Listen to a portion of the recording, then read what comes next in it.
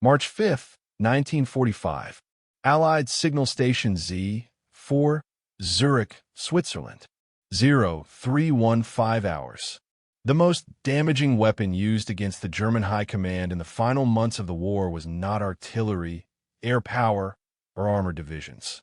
It was a radio transmission delivered in a voice the Germans trusted without hesitation.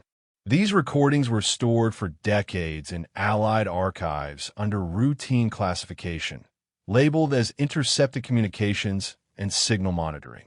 In reality, they were part of a covert psychological warfare program known internally as Operation Night Echo, a mission that never appeared in official war histories.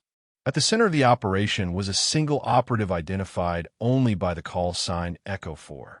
Her real name was Helen Weiss. She was not a German general, nor a military officer of any rank.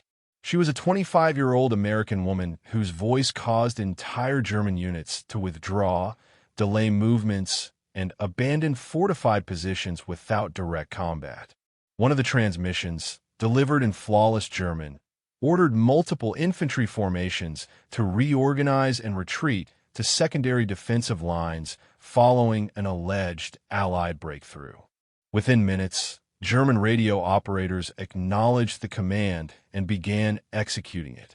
The order was accepted as legitimate because it followed correct frequencies, authentication procedures, tactical language, and command tone. No German officer questioned it. Helen Weiss was born in Milwaukee, Wisconsin, to German immigrant parents who spoke only German at home. She grew up bilingual and later studied linguistics and theater at university. When the war began, she was recruited by Allied intelligence as a translator. Her official designation remained radio analyst, a label that concealed her true assignment.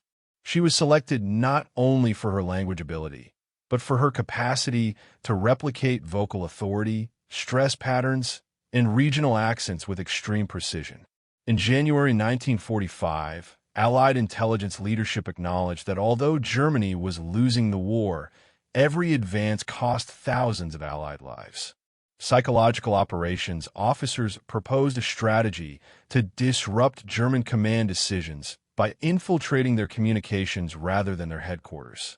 The plan relied on using authentic-sounding command transmissions that contained false operational orders.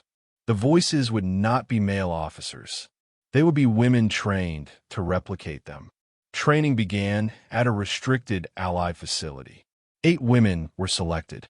Each studied German command structures, officer biographies, battlefield doctrine, and radio protocol.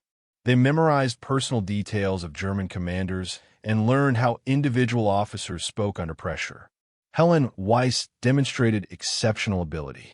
She did not merely imitate voices. She adopted the mindset of the commanders she portrayed.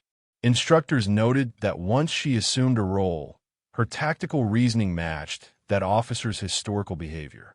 By late February 1945, Helen could impersonate multiple German commanders convincingly enough to pass native speaker scrutiny.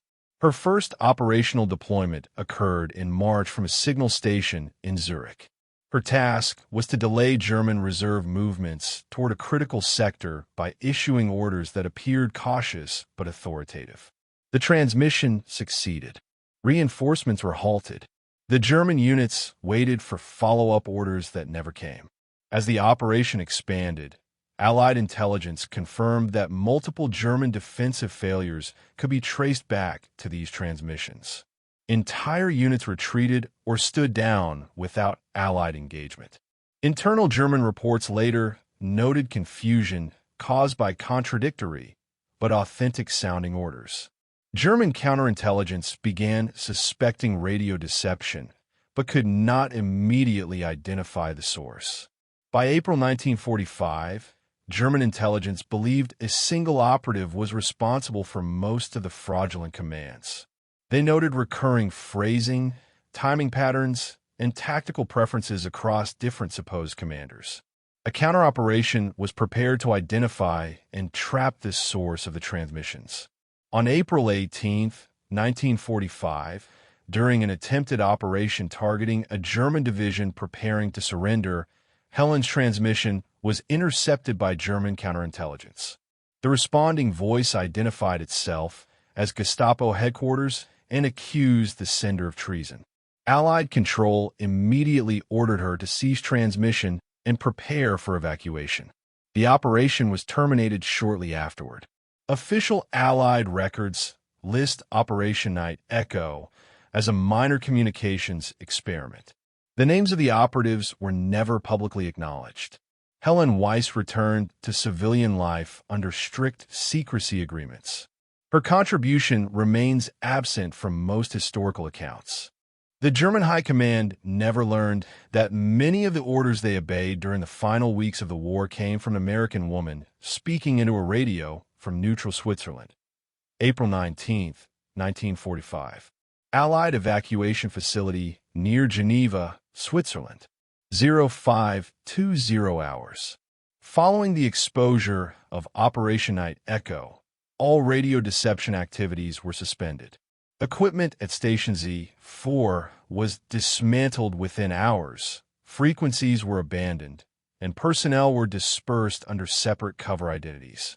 The official explanation recorded the shutdown as a precautionary response to compromise signal security. Helen Weiss was transferred to a holding facility under Allied intelligence supervision. She was instructed to provide a full operational debrief detailing every transmission she had conducted, the commander she had impersonated, and the decision logic behind each false order.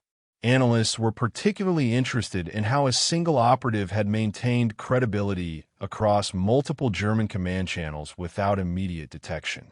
Debriefing reports concluded that the success of the operation depended less on technical deception and more on psychological accuracy. Helen's transmissions reflected the internal conflict already present within German leadership during the final weeks of the war. Her orders did not contradict reality. They amplified existing uncertainty.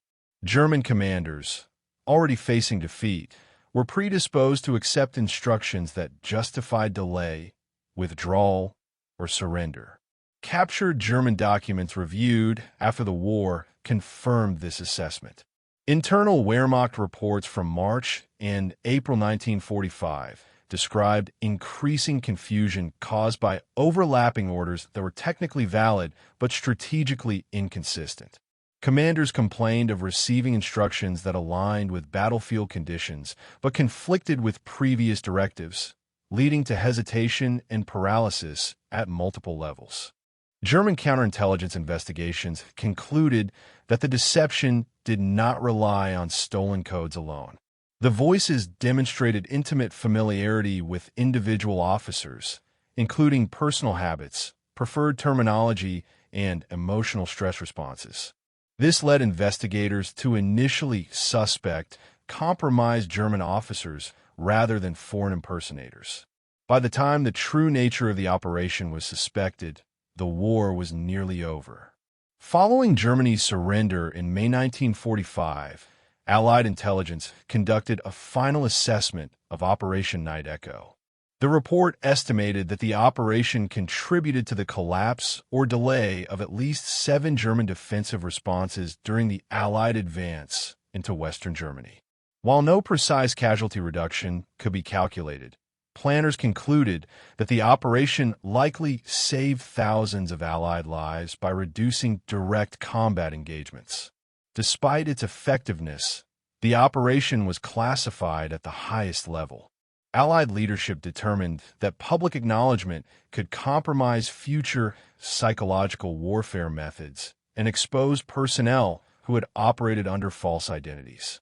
All participants were instructed never to discuss their involvement. Their service records omitted any reference to the program. Helen Weiss was formally released from intelligence service in late 1945. She declined further classified assignments and returned to civilian life under a non-disclosure agreement that remained in effect for decades. Official documents list her wartime role as clerical and translation work. No medals or citations were issued for her actions.